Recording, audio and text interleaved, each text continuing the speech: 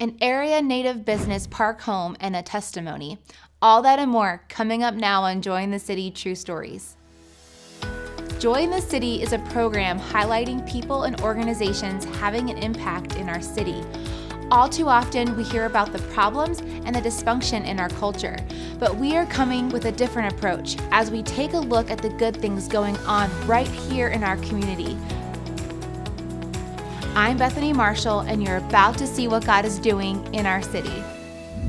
We want to thank our program sponsors, Park Home, for the donation of furniture used in our studio, Made by Vogel for their contribution of many props in our studio, and our platinum sponsor, Harry's Construction, for their ongoing support of Joy in the City.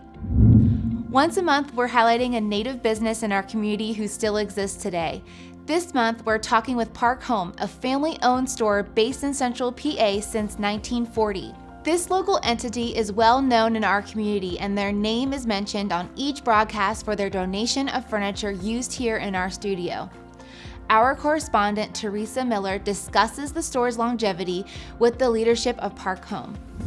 So thank you guys for being here today and allowing us to talk about the longevity of your business in the community. And John, just give us a little bit of the backstory of how Park Furniture came about. Well, Luther Park was the original owner of Park Furniture. He started a business in 1940. He actually had a moving and storage business that when he'd move people down south, he'd pick up new furniture and bring it up to Altoona to sell. And he had business from 1940 to 1945. Then he sold it to his sister. And Luther went to Arizona to build mobile homes for the guy coming back from the service. So his sister took over the business with her husband in 1945, and then they had it till 1972, and they sold it to a nephew whose mother was a Park. That was 1972. Then in 1979, he decided to get out of the business, and I took over the business in 1979, in January 79, and have owned it ever since. So Park has nothing to do with your family or No. your family's last name. No, not at all. You just kept that. Yeah, just kept the name because it was a well-known business in Altoona and very reputable, and there was really no sense in changing the name. Very smart, very smart, good. So how did you go from, Travis, how did you go from storefront in Juniata out to your huge, beautiful space out in Duncansville? It was a pretty long journey, but we actually ended up we had 4 stores at one time, one of which was electronics, and we always wanted to combine everything under one roof. So we ended up closing all the stores and just building one big store, which that's where we're at now. So you basically just brought it all under one roof. Yeah, and it's actually a lot easier to manage that way. And we pull from all those same places we had the stores anyway. So, and now we can have everything on display just under one roof, and it's working out real well.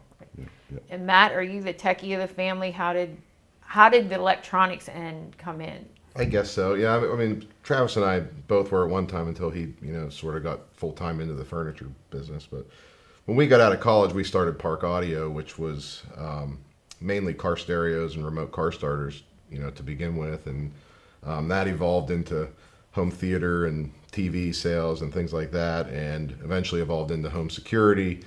And like Travis said, it's been a long process along the way, but eventually we got out of the remote or the car stereo business.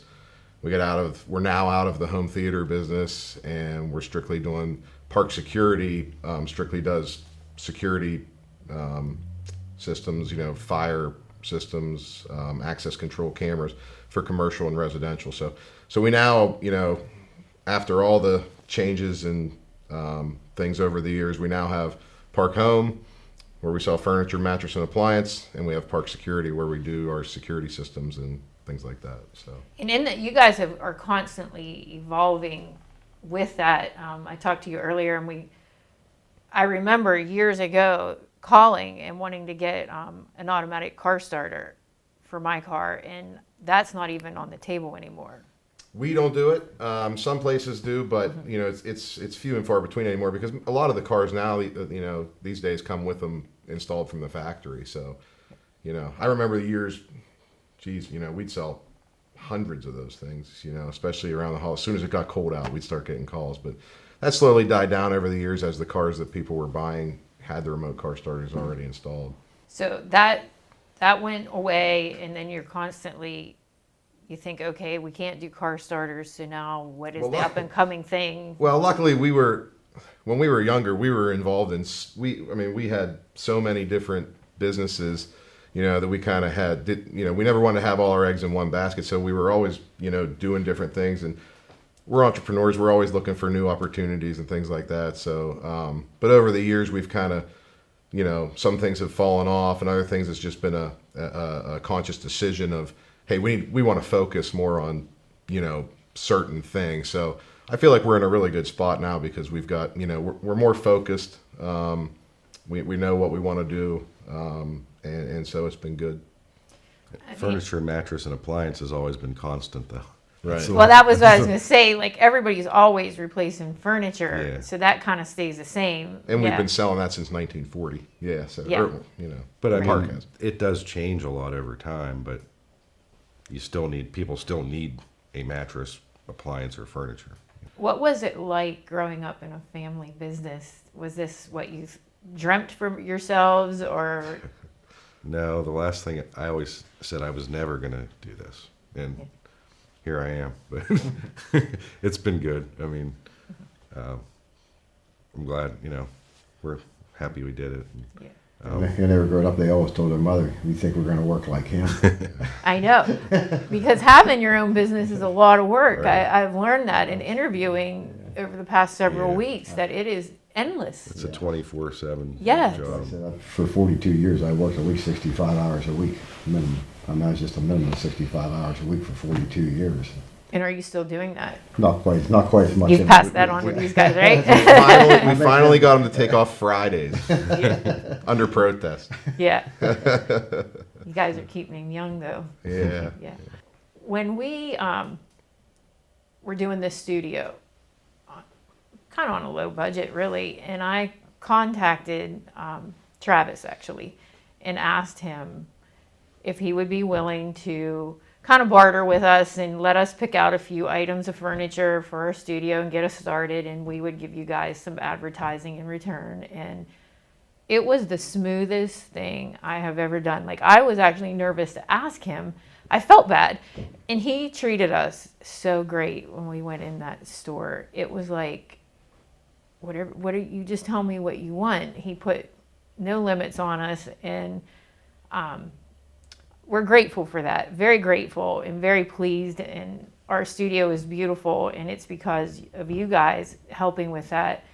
But what are some other ways that you guys have given back to the community that has impacted, the city of Altoona in some way?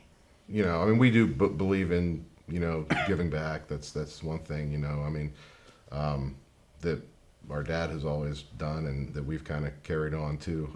So, for years we've sponsored a lot of youth baseball in the league. Park Furniture and the Federation League has been there since 1972. 1972. There's been a lot of kids in this area that have played, for Park Furniture. We also sponsor several Little League teams. We sponsor a Little League team in Hollidaysburg and a couple in Altoona. Just recently this year, we did our 12 Days of Christmas. It was kind of the first, what we hope is the first annual 12 Days of Christmas, where we chose 12 different nonprofits in the area, and every day presented a check to the nonprofits.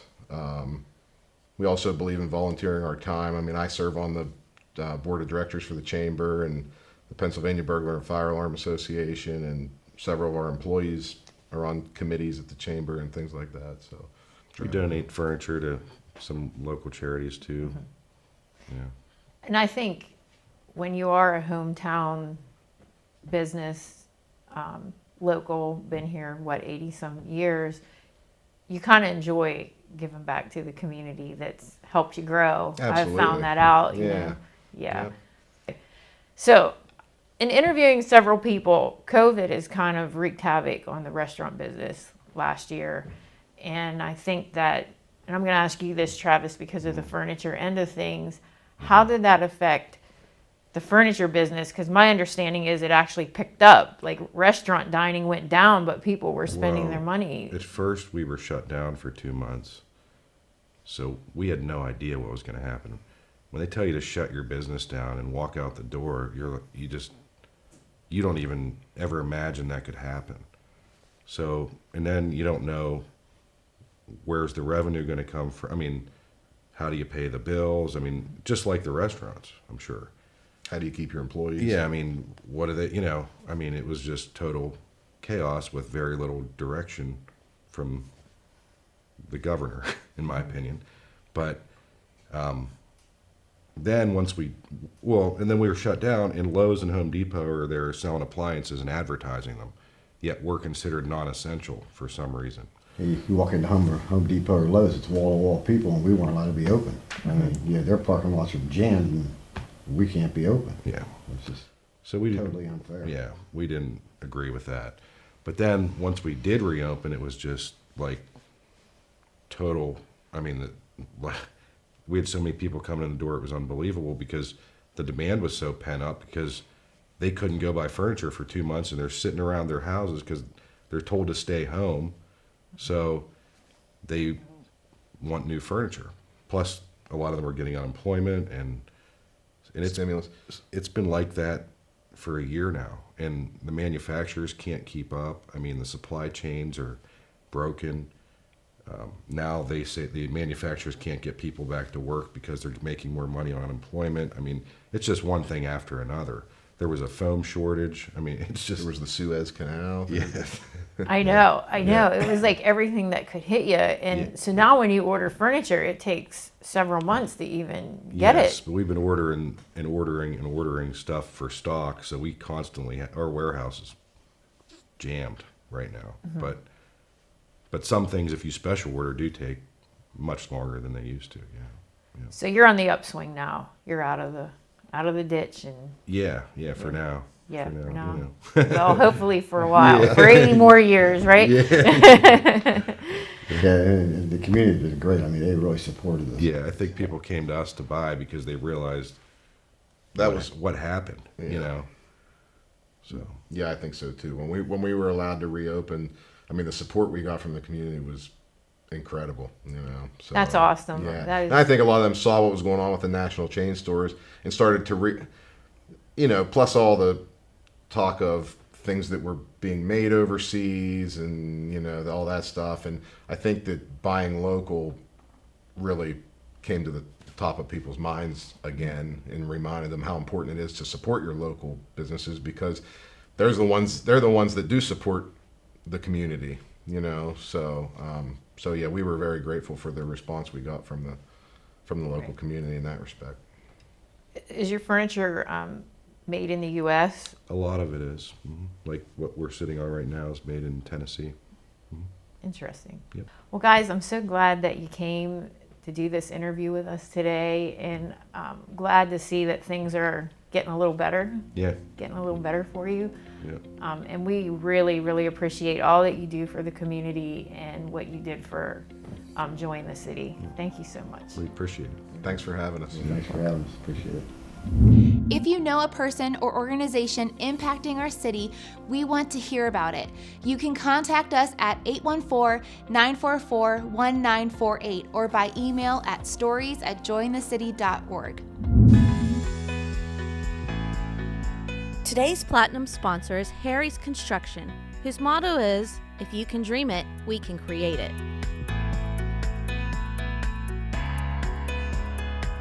Recently opening Harry's Construction Kitchen and Bath Center so you, the consumer, can see examples of the variety of services provided by the team at Harry's Construction. Regardless of the project size, Harry's team approaches each project as if it is his own home.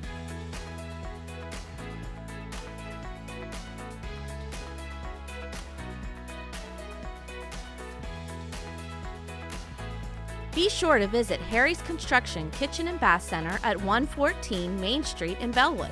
You can also visit their website to see pictures of home improvement projects over the years. Thanks again to Harry Halk and the team for supporting Joy in the City.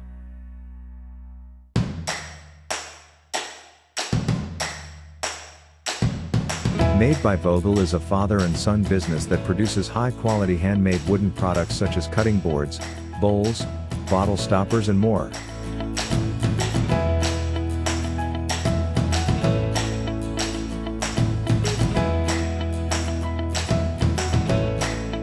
Products for sale can be found on their Etsy site or in downtown Altoona at the Clay Cup. You can't go wrong buying from Made by Vogel. We all have a story to tell. Perhaps it's a personal journey, a business venture, or overcoming an addiction. Regardless, hearing someone's experiences shape our personal perspective, providing guidance and a hope for the future. As a regular segment on this show, we share a behind-the-scenes look into a story from someone right here in our community. Health is a very meaningful part of our life. I'm Walter Smith. I pastor Abundant Life Assembly of God here in Altoona. And it was about over 25 years ago that after I was having a few complications and some problems, I had gone to see my doctor. It was on a Friday afternoon. I remember it very, very well. He examined me. I had put some things off, as most men do. And he had a little concern in his voice, called in another associate of his, and they said that I needed to come to the hospital, Geisinger Medical Hospital in Danville, PA, on Monday morning, prepare myself for surgery because they said there was a mass. It was testicular cancer. It was escalated, and they said that it was very, very serious. So Monday morning I showed up, very nervous. Our church had prayed, only to realize that, it was serious. It devastated my wife and some of our family, but I had a good feeling that I knew that God was going to do that in my life that was vital. I went through surgery. I was involved in radiation later on. They wanted me to go through some chemotherapy, but we didn't go quite that far. But what was intriguing in the midst of all this trial of having cancer and dealing with that big C word, even being told at one point that by the head neurologist at Geisinger that perhaps if it wasn't treated that it could take my life. So I was a young man struggling with family, ministry, our obligations. But I really had a resolve, and there was just a peace that had come into my life that I knew God was in charge.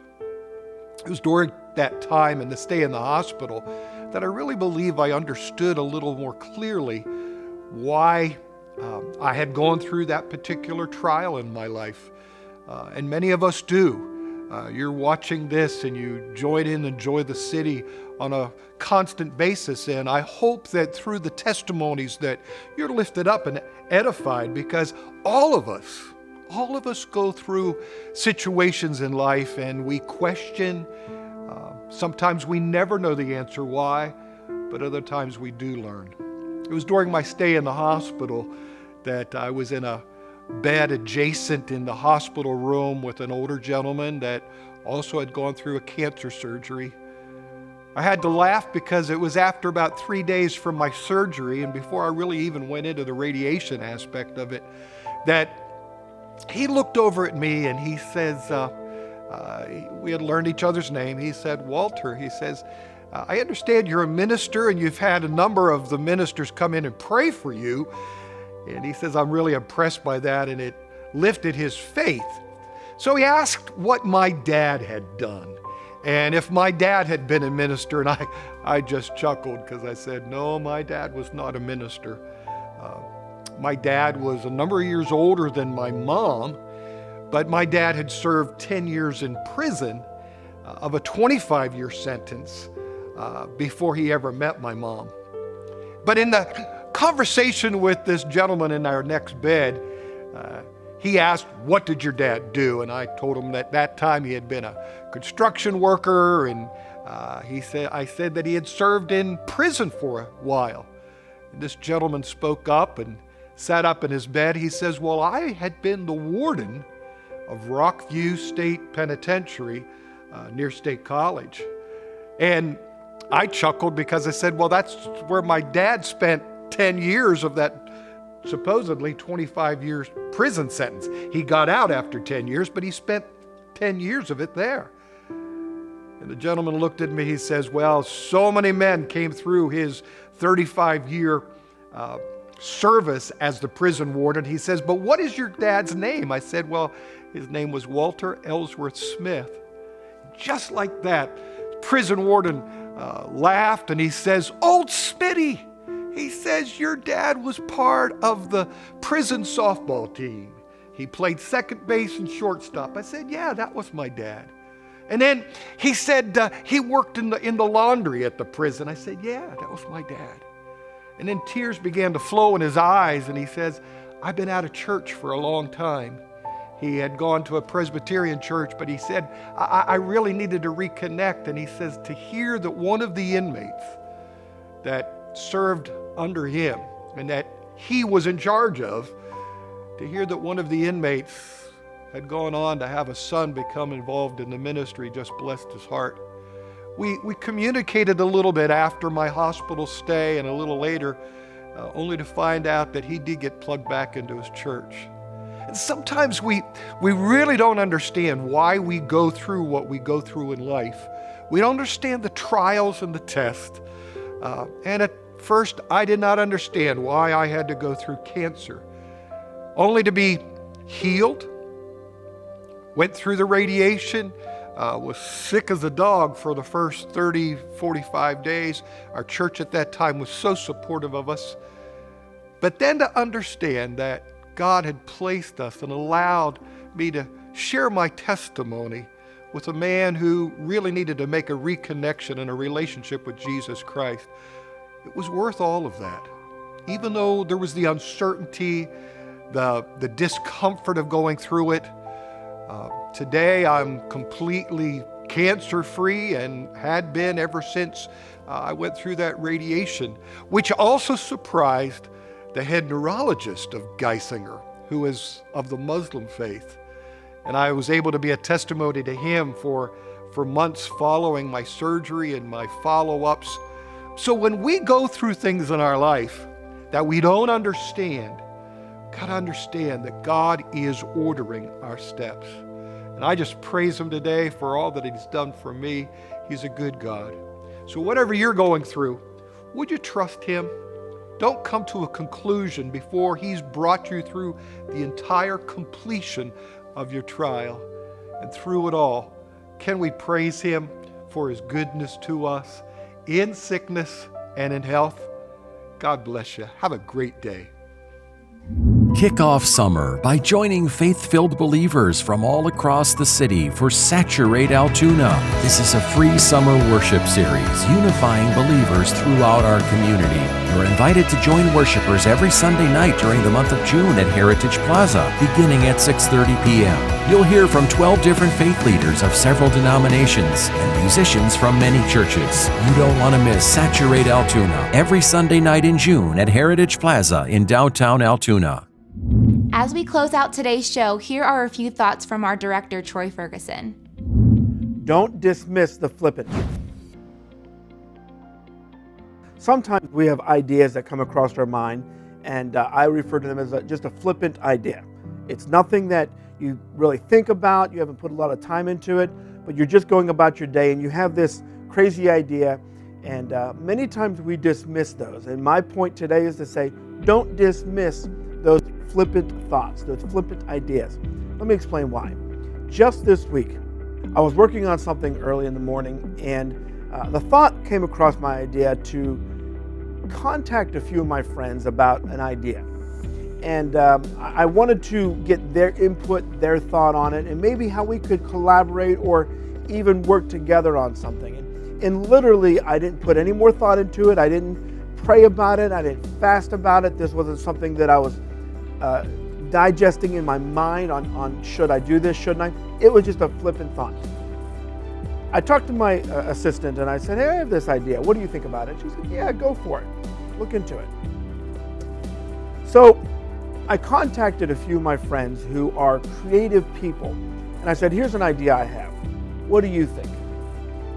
My purpose in telling you this is I'm not going to tell you the details of the conversation, but to say that the multiple people that I reached out to, every one of them said, you know what? We've been praying about something like this. God put on our heart. I was just talking to my wife about some of these types of things and wondering how we could do some of this. My journey in all of this was, it started with a thought that really didn't germinate into much until I made contact with a few friends.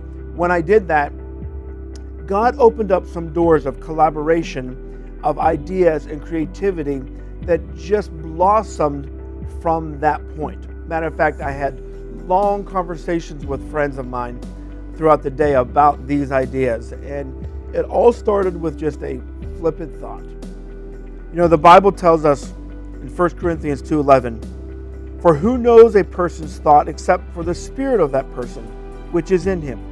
So also, no one comprehends the thoughts of God except the Spirit of God. You know, this tells us that there's a spirit within us, and we comprehend ideas and we have thoughts that the Holy Spirit prompts in us. And those things come about because of God working in us. And sometimes we dismiss those because we haven't put a lot of thought into it. Maybe we're not adequate in a certain area. We haven't been trained in a certain concept. But when God puts a thought in your mind and He says, reach out to this person, collaborate with that person, take this idea to the next level. Don't dismiss it as a flippant thought, even if it isn't something that seems to make any sense. Take a few moments, dig into it, utilize God's Spirit within you to make those contacts, to make those first 2, 3, 4 steps, and you will be amazed. This week, I have been blown away to see how God has used this flippant thought to bring about some plans and ideas for the next year that's going to be a blessing to me, to you, and to our community. So let me wrap up with this. That thought that you had this morning, or maybe before you went to bed last night, that you thought, well, I'm not sure what to do with this. Don't just dismiss it. See what God has in store. Pray through it. Allow God to minister in and through you to utilize that gift. And who knows what dream will come about because of that. So for now, have a blessed day. That's all the time we have today. Thanks for watching Joy in the City, True Stories. Let me encourage you to watch our other episodes of people and organizations having an impact on our community on ABC 23 at 5:30 a.m. and 12:30 p.m. every Sunday. You can also catch us each week on our Facebook page and YouTube channel. Until then, be encouraged because God is moving in our city.